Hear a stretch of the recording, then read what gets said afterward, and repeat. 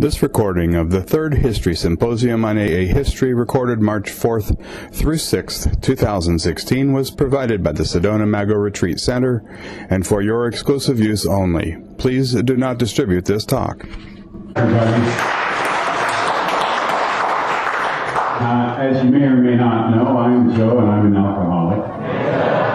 And it was a delight to be invited here. It's been a real adventure.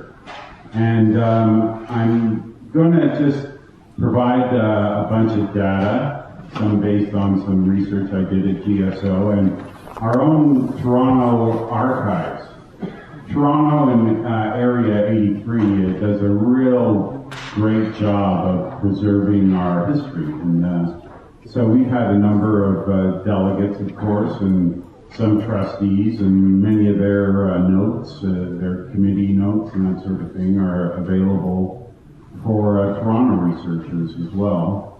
And it was great to get to GSO and meet Michelle, and a lot of other people who you've seen here today have been kind of mentors to me. AA History Lovers Yahoo group, thank you very much. Like where would we be without that resource? I mean, it's just no one gets attitude there. I mean, if you try to spout opinions, you might, get bitch slapped. But, there's no stupid questions. If you're brand new and curious about something, you get treated with respect there. Because I was brand new, not to recovery, but, I didn't want to be a researcher. I wanted to be a rock star. But because you've never heard of any of my songs, it wasn't going to be a career path for me. I was a closet agnostic. I came to AA a Catholic apostate. I grew up Catholic, and don't smile at that. Lord. There's another one. Just at the age of reasoning, or it might have been the teenage LSD. I asked the question: if there was no God, man would create one. So, what is it? And I just stopped feeling a lot of the stuff I had just come to believe, right? I hadn't come to believe.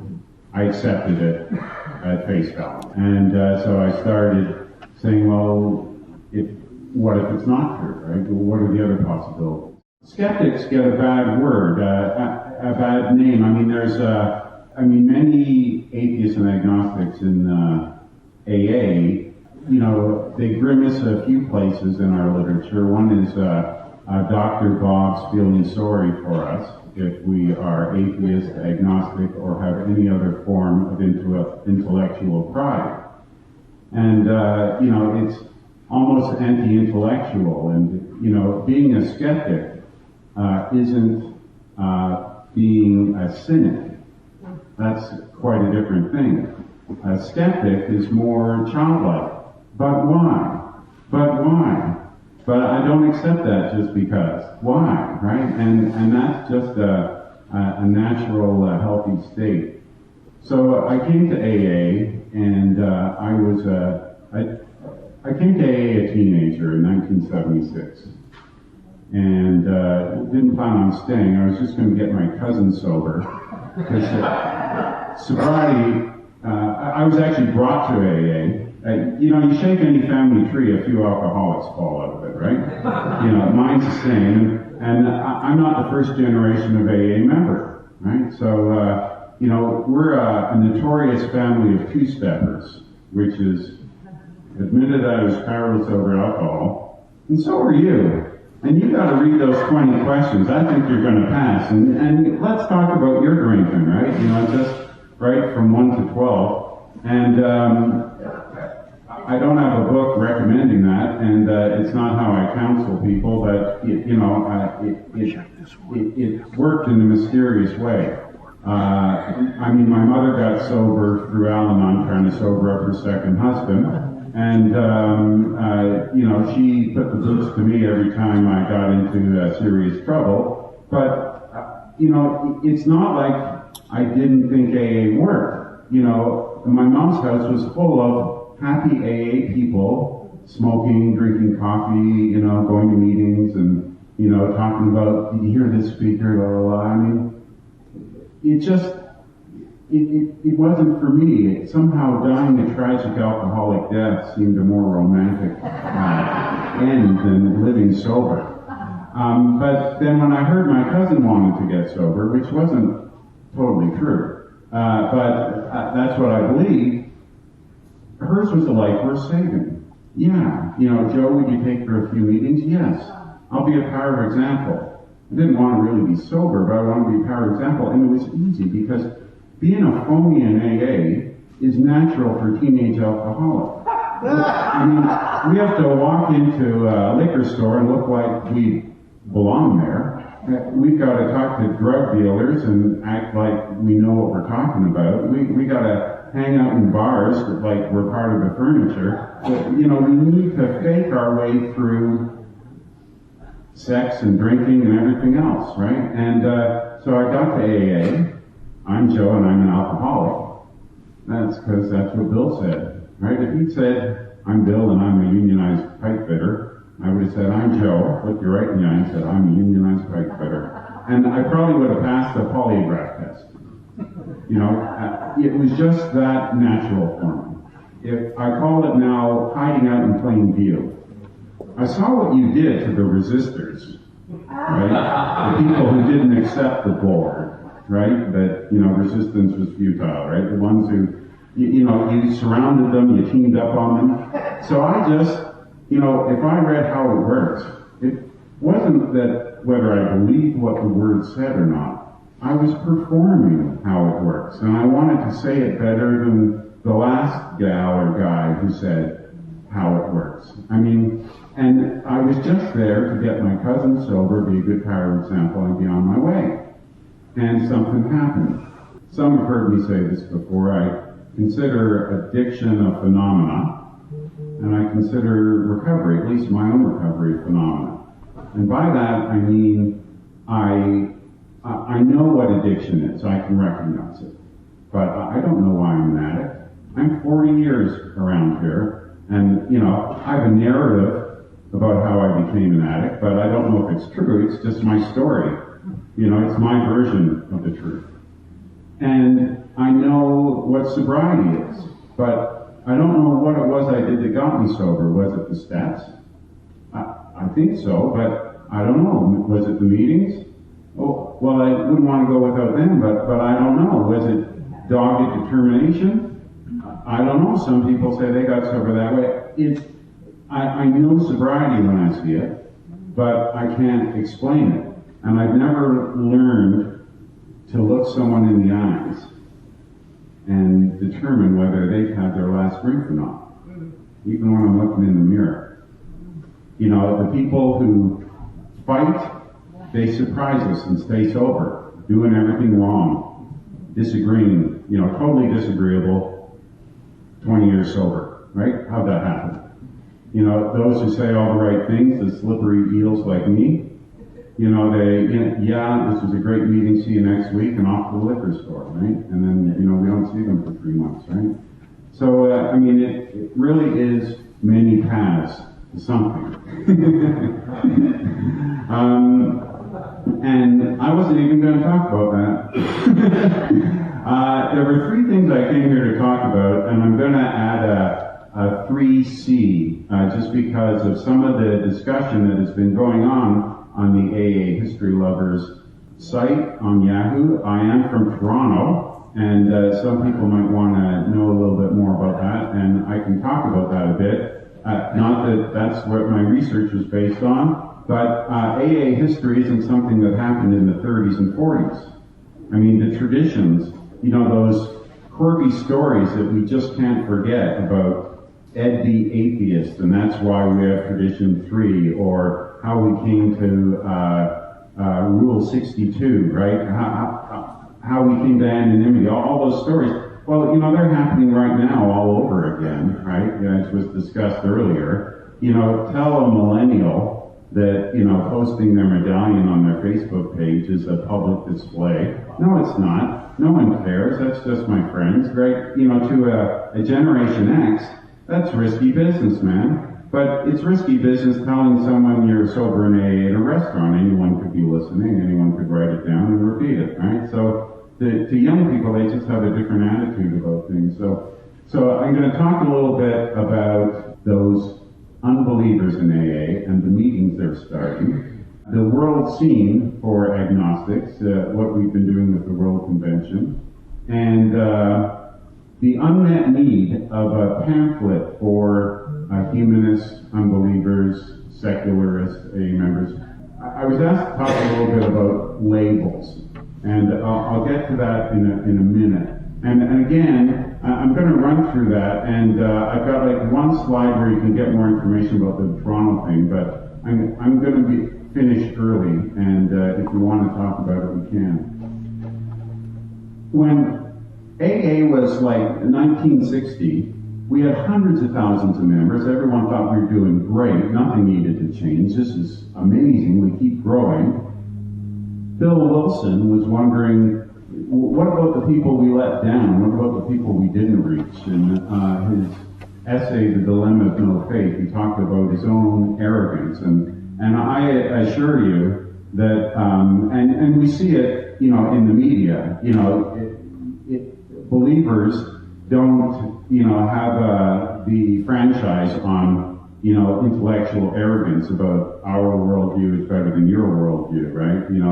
I hear non-believers all the time saying, you'll outgrow your mythology, just the same way AAs will say, well, you'll eventually save time and see it our way. So, it's just, he was concerned about how could we reach him. And remember, he went from here to 1965 when he came out with the Responsibility Declaration, right? He was still thinking about it. How can we reach anyone, anywhere? Well, we all have to have that as our creed, right? And it seemed to come from this thing. So I want to invite everyone to be a free thinker, because I apologize on behalf of non-believers. We seem to have taken that franchise. That's ours. Free thinker means we're free from religious dogma. But I think the Pope might be a free thinker. I think anybody can be a free thinker. It just depends how they come to their position. If they hold their belief because they were told to, or they never gave it any thought, or because if I didn't believe this, I'd be scared, you're not free. And if you hold it because of your impulses, you're not free either. But a free thinker, they don't rely on the authority of others or their own impulsive knee-jerk reactions. They rely on the evidence. So it's a word that can and should belong to everyone, because non-believers, they're walking through their life without believing in anything. They believe in as much as anybody else, right? Just like there's a bunch of gods you don't believe in, you're still a believer, right? There just doesn't seem to be yet a universal language. And sometimes because of that, we can say things with the best intentions and offend each other. An atheist is a man with no invisible means of support. It wasn't actually the Baptists that came up with that. It was a guy named John Buchanan. He's a Scottish guy. He was an author and a diplomat. He actually he came out of the gate before us with a program of recovery, but somehow it never caught on. 39 steps was just way too complicated.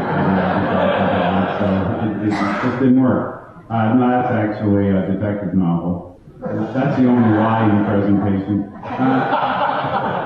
So, AA members. We have a great statement in the newcomers pamphlet.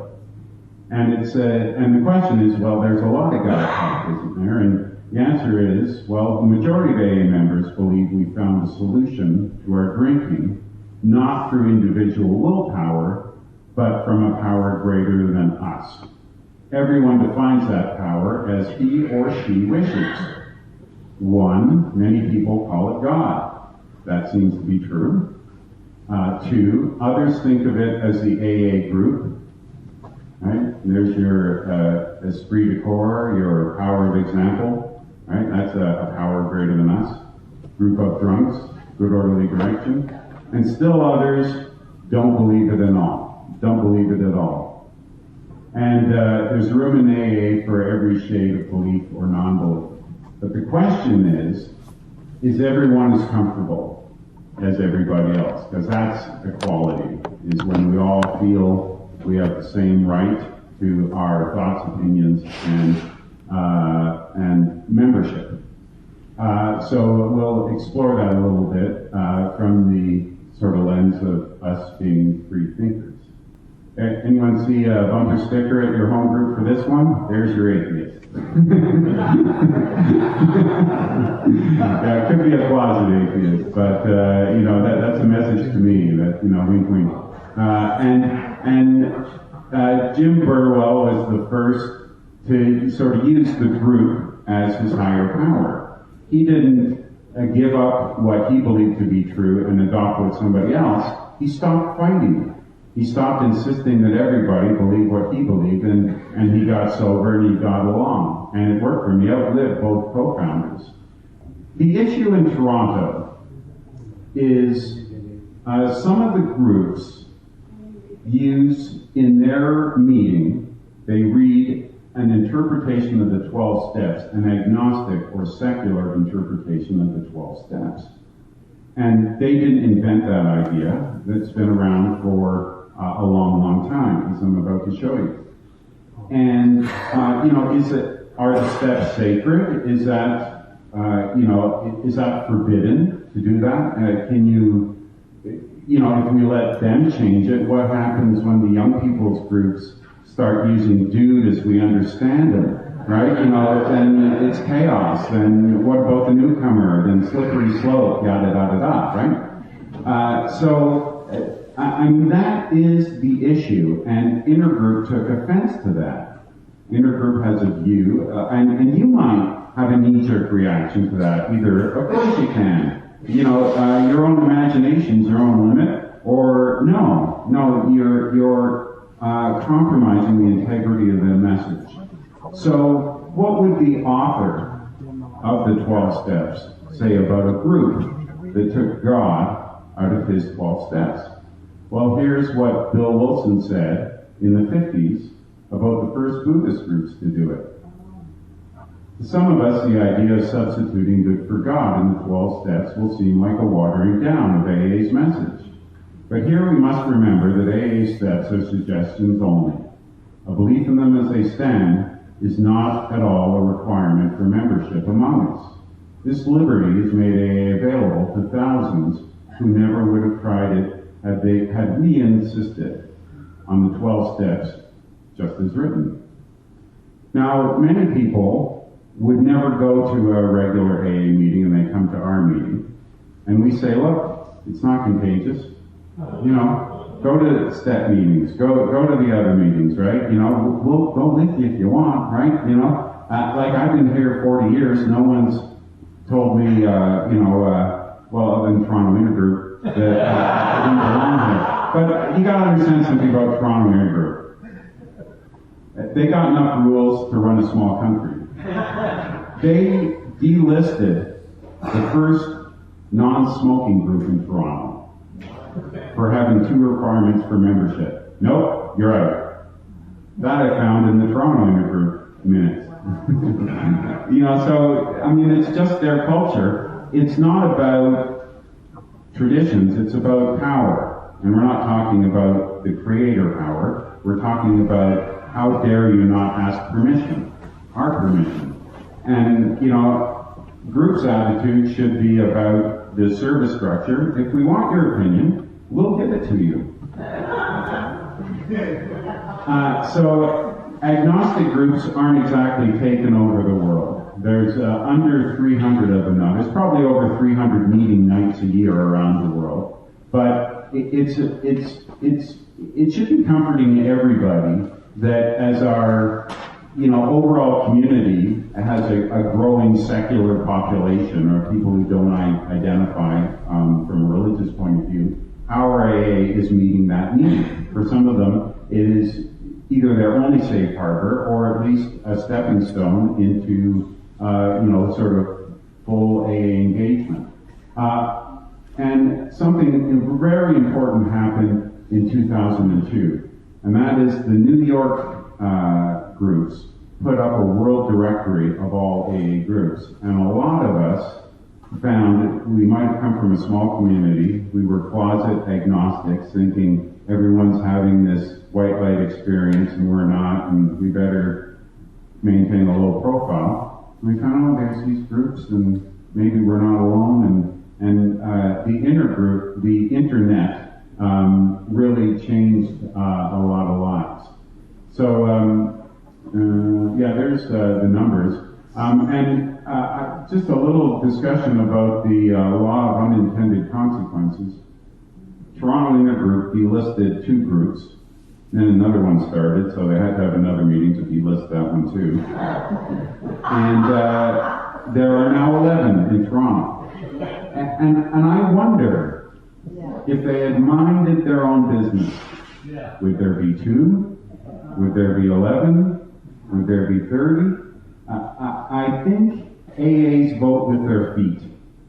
And, they responded to that by supporting the groups that they believed in. And many of the people who come, it's not because they don't have a higher power concept. It's because they believe in a pluralistic society for AA, and they don't feel excluded from the agnostic groups because of their theistic values, but they just want to be there to lend their support. They want their $2 going in that bucket, not in the intergroup bucket. And we're still a welcome part at district, at area, and they never winked, right? It was just, oh, welcome. We need someone to do the CAMH treatment center. Are you guys available?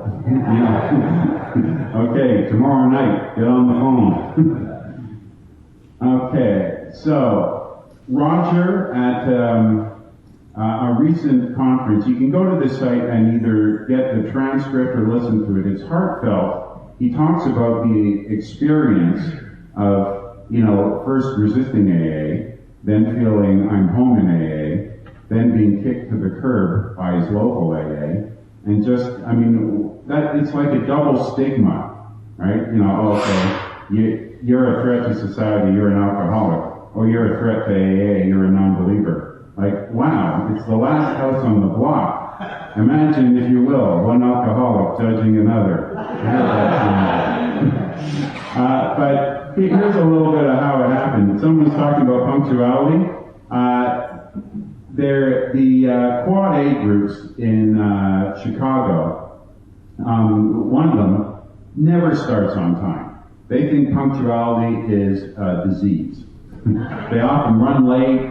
They often break into sort of song and someone playing on the piano, and it's kind of like a Mardi Gras meeting. We're more orderly in Toronto, but I got to get there and try that. So they got started. That's where it sort of started in North America. And shortly thereafter, they probably didn't know anything about the Chicago meetings, but a guy named Charlie P. Anyone know Charlie P. from California? He started a group in Hollywood. Right? Okay, yeah. And then he went on to Austin and started another one there. And in New York, what happened actually is Charlie ran an ad in a magazine called The Humanist, which is sort of a secular, spiritual magazine about agnostic AA. And someone found it in New York and got in touch with them, and they started a meeting, and for the longest time it was 3 people meeting at their apartment, and now there are 16 groups in New York City, hardly taking over, but at least meeting the need. I said before, the big thing that happened for everybody is Fred from Georgia here? I just wanted to thank him. One of the things I got to do at the General Service Office was listen to, ever since 1995, We Agnostics has been a panel at the World Convention. And that had been, like, again, finally we're no longer alone experience for a lot of members of AA. The first one, a Montrealer by the name of Jacques, he was a member of the Serendipity group in, Pointe-Claire, Quebec. It's a suburb of Montreal. He chaired it. And Merle from California and Mel D from New York were speakers, and they only had two. And then they asked for a female volunteer, and Linda just came up from Arizona and talked to them. Same thing in Mini. There's a little asterisk on 2010, because that was, I just listened to it. It's a fine meeting, but it was more a Chapter 4 We Agnostics kind of, I resisted, I came to believe. And honestly, it wasn't some sort of conspiracy against non-believers. Someone said, hey, can you chair the We Agnostics panel? What's that? Well, let me look in the book. Okay, yeah, I follow that, yeah. Again, it was a disappointment to some non-believers thinking it was going to be, they had their placards and everything. We believe in something, not nothing, I don't know, whatever. But oddly enough, the one set of tapes I couldn't get was the Toronto ones. And I was at the Toronto conference, but I don't know, I was talking to a newcomer or something for that, hour. I didn't get to the meeting. And GSO didn't have the Toronto set of tapes. So if anyone owns those, GSO doesn't have them, and they would talk to Michelle. They would love to have copies of all of the speakers if you got like a whole collection of CDs from the Toronto conference, because they're lacking them. But on the Yahoo group, Fred reached out to me and said, yeah, I got them. What's your email address? So that was great. We had our first ever We Agnostics and Freethinkers International AA Convention in Santa Monica, and some of you were there. And it wasn't just, non-believers doing our non-believer thing, right? Being skeptical of each other. It was, the rest of the AA community coming out and lending support, seeing this as AA history in the making, a first-time event. Let's be part of it. Let's show our support. It was a life-altering experience for many. There were people from Turkey, people from England, France, Canada, the U.S. And the next one will be in Austin, Texas, November 11th and 13th. You're all invited. Okay, now this is what I did my research on. I found this on the internet. And this says, I found it on, actually it's Area 17, that's Hawaii, isn't it? It's called The History Proposal to Create a Pamphlet for the Non-Believer Agnostic Atheist. And it just listed a bunch of these dates that the AA Fellowship asked the literature desk, hey, you got one for women? You got one for the LGBT community, you got a few for young people, armed forces. How about us, right? It's not going to be a bestseller, but, why don't we tell our story in our own way so we don't look like second-class citizens here? And the unfortunate thing for many of us, the sad thing is, it still never happened. It got enthusiastically reviewed by the 1975 trustee committee and forwarded to the 76 committee that just said, we don't need that, and put it away. Now, in all fairness, that year, a pamphlet came out called So You Think You're Different. Yeah. And it already had a story of an atheist in it, and they added one more story of an agnostic as well. They were going to have a Spanish speaking, they took that out, and they added that. So an accommodation to a certain extent was made there. And in 81, again, a member writes in, trustee just looks at it and says, we don't, anyone here need that? No, okay. I mean, some of the meetings were in camera, and they didn't have notes, just that they met, and so, you know, it just, but, you know, they just had other bigger fish to fry. Because none of these things were a conspiracy where they were working in collection against a minority in AA. Now, in 89 and 95, now these are areas where a district brought to the area, hey, we need something like this, and they got substantial unanimity to have their delegate bring it to the desk, and those got to the trustee committee, and they forwarded it on to the conference committee, which, for whatever reason, said not at this time. And, you know, the sad thing is, it appeared that nobody saw the big picture, right? That the problem with the spirit of rotation, right? There's no sort of history going on. And then it happened in sort of rapid succession. And then, so I saw this document. I found this document when I was doing some other research for a book I was writing, which was Beyond Belief. It's Agnostic Musings for 12-Step Life. The short version of the story is, I went to the bookstore to find a secular daily reflection book, and they didn't have one. And I stomped out of there all angry, and I complained to my AA friends, and I said, that's not fair, how could they? And someone said, Joe, you've been writing for 20 years, you're sober for 30, why don't you do it?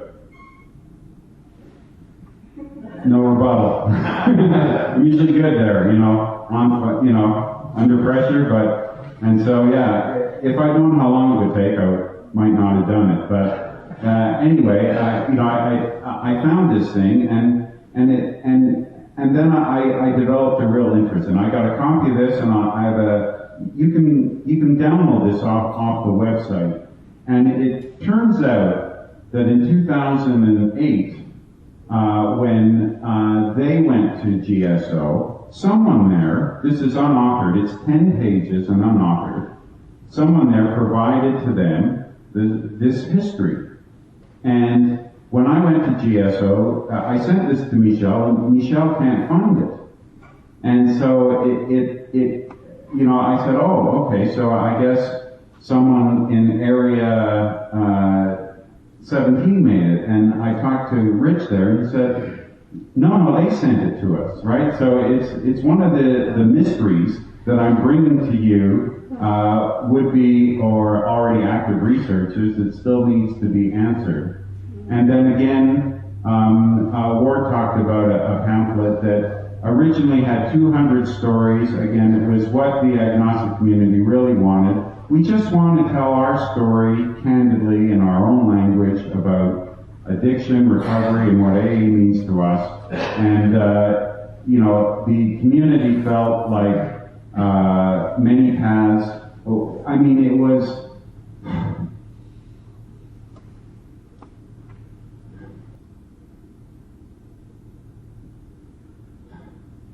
This was the first time that we were rejected by AA as a whole, because it was the General Service Conference that said, no, not on our watch. This isn't happening. Send us something else. And we found the, you know, many paths to be a consolation prize that didn't, you know, like, if you're doing it for women, if you're doing it for young people, if we're members like everybody else, you know, we're just asking you to treat us like everybody else. And what's the problem? Why do you see us as a threat? And so that was tough to take. But the good news, the Grapevine, 1 month this fall is devoting an article. I mean, there's going to be many stories, but especially looking at atheists and agnostics in AA. And there is some talk, you know, just going around the campfires at districts, and should Grapevine, like they've made Sober and Out and young people. I mean, there's already, if you hunt through the archives of Grapevine, some wonderful stories by atheists and agnostics in AA. And with this new one, there's probably going to be another 20 or 30. And there are some people who will remain anonymous in this room who will be contributing to that, so I encourage you to buy it. And so this is good news. And the other thing is, okay, so this is just for your own research. The top one is where I found that proposal thing. I won't read it all out. You can do that on your own. Here's a disturbing thing. It's called the White Paper on Non-Believers. And this was something that was actually circulated to Toronto Intergroup members before the vote. And it's an anonymous AA member who loves AA as much as I do. I'm sure of that. I don't know who it is. But who takes the position that it was wrong to ever include agnostics and atheists, that the true purpose of AA is to bring someone in line with God, a God, not a group of drunks God. And, we should not accommodate them. There were two calls to action. And one was to write in and oppose this pamphlet. And any of you who were on that committee saw an unusual number of people writing opposing a pamphlet that they shouldn't even know was coming. And so they're effective, and they were certainly this fear-mongering. Maybe they're right, but not from my point of view. But it was very effective at Toronto Intergroup. Somehow they saw that as some authority to discriminate against the agnostic atheists in there. So yeah, there's a great Chicago Tribune article about the first 20 years of Quad A. Join any of these groups or just read the blogs. There's a huge amount of history there. Ernie Kurtz said to Roger that AA owes you a great debt of gratitude, but it'll take a while before you hear it. And of course, Ernie didn't live to see it. And there's a whole community, Facebook, the interworld, where there are secret groups where you can go and log on, and everybody's welcome, kind of coffee shop places. So check them out. Mysteries to uncover, yeah. So where did this come from? I'm kind of curious about that, still working on it. The white paper, what kind of impact do you think that has? Have a look at it.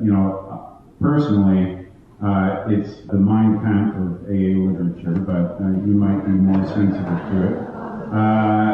And 0 out of 10 attempts. Like, what does that mean? Is that organized, systemic discrimination? Is that just, you can flip a coin 10 times and have it come up heads 10 times? That's just how it goes. Is there a way we can do better? What does that really mean? But the good news for atheists and agnostics is, publishing companies like AA or anything else they don't hold the keys to the castle anymore. Anyone can write a book and express their beliefs.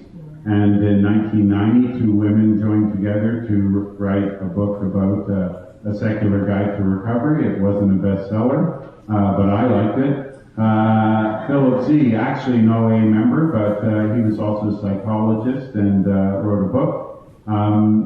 40 years sober, John from New York City, Freethinker in AA. He's what I would call like a right-wing freethinker.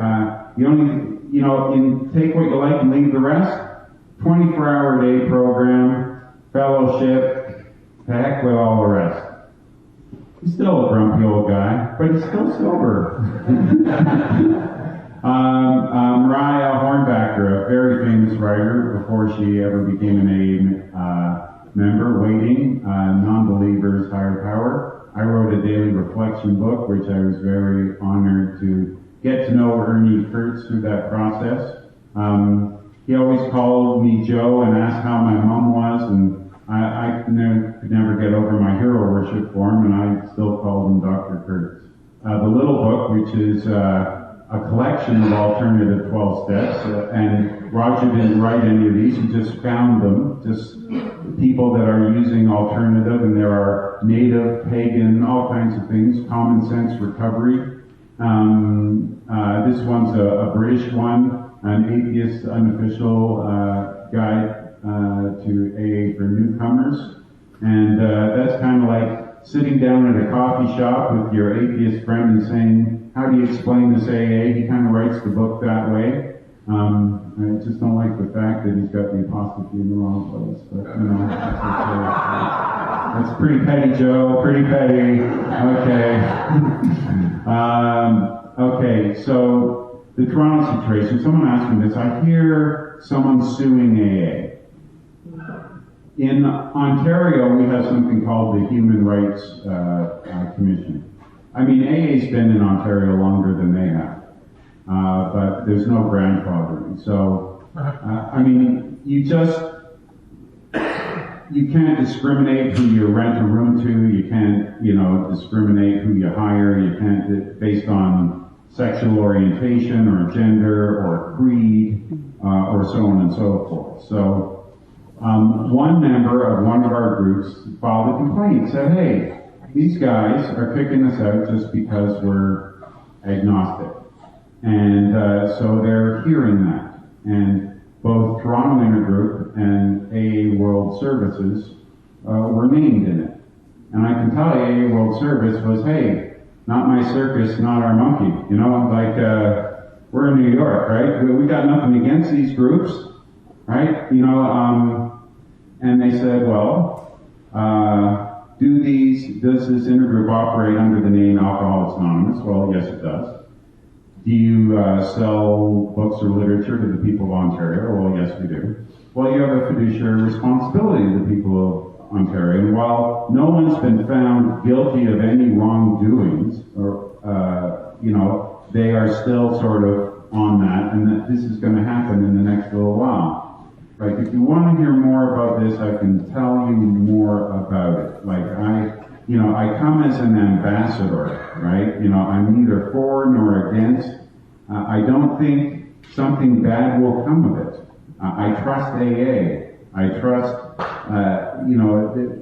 they will look at it through a lens of their own language. And their language includes a duty to accommodate.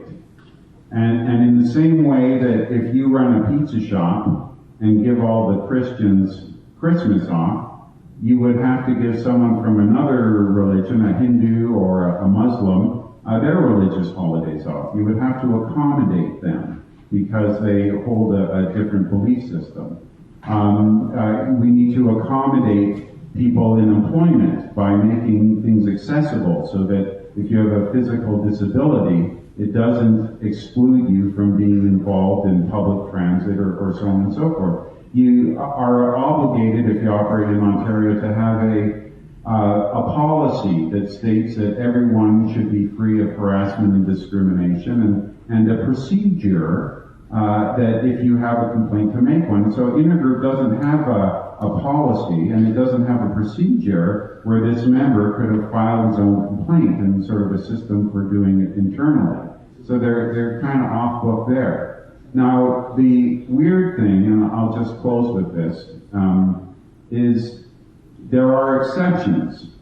And like, for instance, if you are a religion, like, you can discriminate. A Catholic church can overlook a more qualified Jewish or Protestant teacher because they want a Catholic teacher to teach in their Catholic school.